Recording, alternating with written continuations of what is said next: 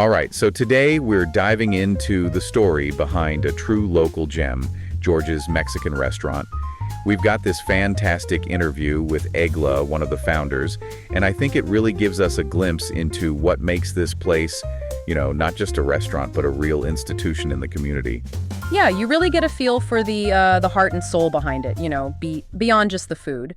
What struck me right off the bat was how Egla got her start in the restaurant world. She talks about starting out as a busgirl at Old Mexico Inn in Mandeville when she was like 16, 17.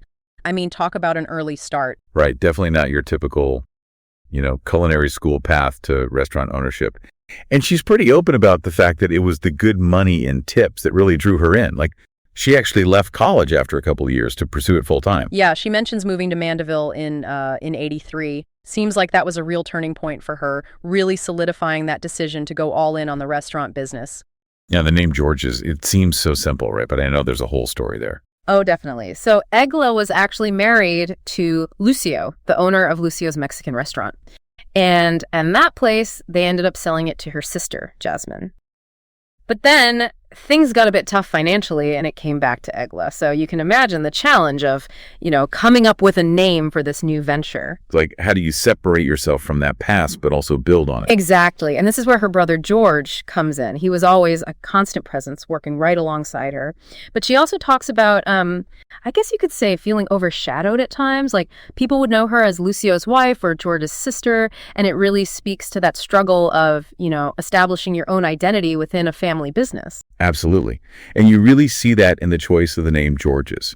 It wasn't some big marketing scheme. They were working with limited funds, so advertising was out of the question. They knew they had to rely on word of mouth. And there's a certain power in that, isn't there? It's like when you can't rely on fancy ads or branding, the focus shifts to the quality of the food and the genuine connections you build with customers. It becomes about the experience, not just the name. And it clearly worked, because the community came to embrace George's as a reflection of both Egla and George. They officially opened George's Mexican restaurant together in 2002. A real testament to their vision. And when you hear Egla talk about the concept behind the restaurant, the word that just keeps coming up is family. It's not just that they're a family-run business, but they really strive to create that same feeling of warmth and welcome for everyone who walks through the door. She even talks about having fourth-generation customers now, which is just amazing. That's just wild. 4 generations. I mean, that's a testament to something special. What do you think it is about George's that has that kind of staying power, beyond just the food, of course? Well, she definitely emphasizes that goal of creating a second home for people, a real homey environment feeling. It's like that intangible something that keeps bringing people back generation after generation. Absolutely. Speaking of bringing people back, let's talk about the food. What are the must-try dishes at George's? Well, the fajitas are like the absolute star. They've been on the menu since '83, so clearly they've got that down to a science. She also raved about the chili oregano, sounds like a real flavor explosion, and the tacos al carbon. And for seafood lovers, the shrimp with fire garlic and the queso fundido with shrimp sounded absolutely incredible. Those fajitas, man, they've got a reputation. And that chicken marinade, it's legendary. George is pretty secretive about the recipe, but even Egla admits it's special. She's so confident, she actually said, if you don't like it, I'll pay for it. That's some serious confidence right there. Now, while the exact formula remains a secret, she did share a few key ingredients: garlic, cumin, soy sauce, fresh lime juice, pepper, and salt. It just goes to show sometimes it's not about exotic ingredients, but about that perfect combination and technique. That's where the magic happens. Now, beyond those classic Mexican staples, what else makes George's unique? Do they incorporate any other culinary traditions? Oh, absolutely. Egla is Honduran, and they proudly feature Honduran special dishes, which sets them apart from a lot of other Mexican restaurants. She specifically called out their mole sauce, and she also talked about how Honduran cuisine has its own unique spice profiles and cooking methods. Like, she mentioned their slow-baked pork marinated overnight for, get this, 5 hours. Then it's baked for another 5 hours. So 10 hours total. Wow. Talk about dedication. It's got to be melt in your mouth tender after that. Right. It's those subtle nods to their heritage that really add another layer of depth to George's. Absolutely. Now, running a restaurant for this long, there have got to be some challenges along the way. What were some of the hurdles they had to overcome? Well, the initial fear of failures is something a lot of entrepreneurs can probably relate to. But, in Egla's case, it's interesting because she wasn't exactly new to the game. Her experience at Lucio's, handling all the behind-the-scenes stuff, definitely gave her a solid foundation. Right, she had that practical knowledge. Yeah. But maybe it was more about, stepping out on her own, proving herself, and not just being Lucio's wife or George's sister anymore. Yeah, and she actually talks about that fear of not being recognized for her own contributions. So it must have been incredibly validating when customers followed her and George to their new venture. It really speaks to the strength of the relationships they had built. For sure. It's more than just a transactional thing. It's about that genuine connection. And speaking of the team at George's, Egla shared a really touching anecdote about walking into the restaurant on a busy day and seeing everything running smoothly without her. Her employees had it all under control. That's got to be a proud moment for any owner. Oh, absolutely. And the fact that they have so many long-term employees, even people who leave and then come back, it really speaks to the positive work environment they've cultivated. It all goes back to that family feeling, doesn't it? Yeah. Now, how does the broader Northshore food scene influence George's? Is there a sense of, competition pushing them to innovate? She actually embraces that competition, saying that it motivates them to keep adding new menu items and constantly improving. It's that mindset of seeing competition not as a threat, but as an opportunity to grow. It's about staying relevant and evolving. So, for anyone out there dreaming of opening their own restaurant, what's the key takeaway from George's story? I think the biggest lesson here is do it because you love it, not just for the money.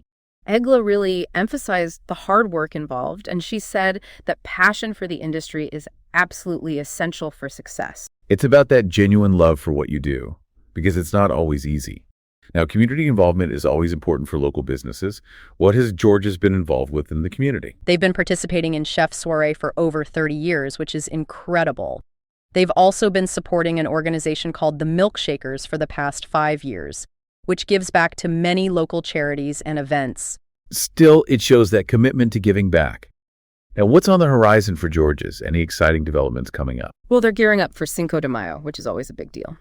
And they're also sprucing up the place with some new patio furniture and new tables throughout the restaurant, keeping things fresh and inviting. Always good to see that. Now, for those of us planning a visit, are there any special deals or offers we should know about? Oh, yeah. They've got a great happy hour from 2 to 6 p.m., Monday through Friday. And get this, 2-for-1 draft beers all day, every day. Plus, around Christmas time, they feature seasonal Honduran dishes like tamales, mole, and so soup. Sounds delicious. Yum. Now, every great restaurant has a few secret menu items. Anything like that at George's? There is. They have something called the Happy Plate, which is Mexican rice with grilled chicken or shrimp, topped with their homemade queso sauce. Oh, and they sometimes have fried seafood like breaded fish and shrimp, even though it's not on the regular menu. Gotta love those hidden gems. Yeah. What about the bar area? What's the vibe like? She described it as super friendly and welcoming, a place where everyone feels comfortable. And there's even a special spot dedicated to a loyal customer who passed away, which is really touching. It really shows that personal touch. And for those of us who become regulars, is there a loyalty program? You bet. You get $5 off your first $30 purchase when you sign up. And then after 4 purchases, you get $15 off your 5th $30 order. So a nice little reward for loyal customers. Definitely makes you want to keep coming back. Now, I love it when restaurants have menu items inspired by their customers. Are there any examples of that at George's? So there's 2 that come to mind. There's the Mama Val's Margarita, named after a customer who unfortunately passed away.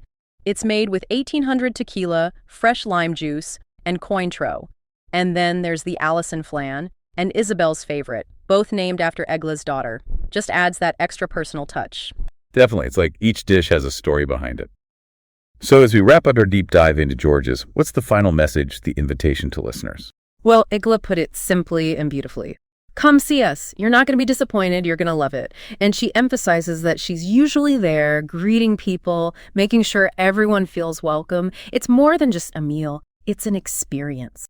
It really is. So there you have it. We've taken you through the story of George's Mexican restaurant, from those early beginnings to its lasting legacy in the community. We've talked about the passion behind it, the unique flavors, and those special connections that make it a true gem. What really stuck with you about Egla's story? Was it that entrepreneurial spirit, the role of family, the power of a signature dish, or maybe the importance of that personal connection? It really makes you think about all the stories behind our favorite local spots, doesn't it? And it raises a bigger question. What kind of impact do these small family-run businesses have on our communities? What can we learn from their dedication, their resilience, and their commitment to that human touch in a world that can sometimes feel so impersonal? I think that's something worth pondering. So until next time, stay hungry, my friends.